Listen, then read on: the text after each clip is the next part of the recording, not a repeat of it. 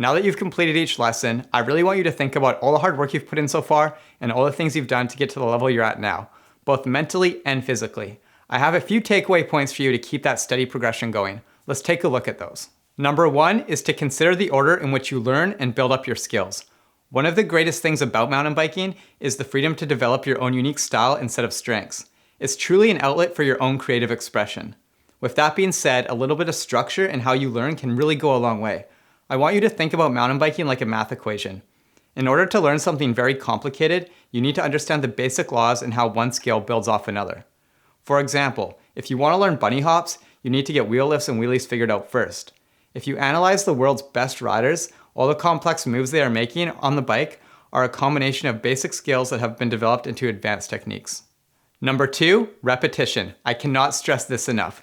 The only way to learn a skill is to do it over again and again and again and again, and then once you figure it out, do it 1,000 more times. Once you feel like you have a skill really mastered, I want you to make sure it remains imprinted in your brain for optimal muscle memory.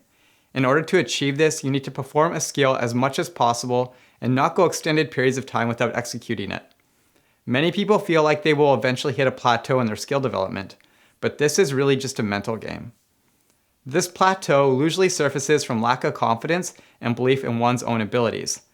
The more often you practice, the more confidence you will gain, and a stronger mind and body connection will start to form.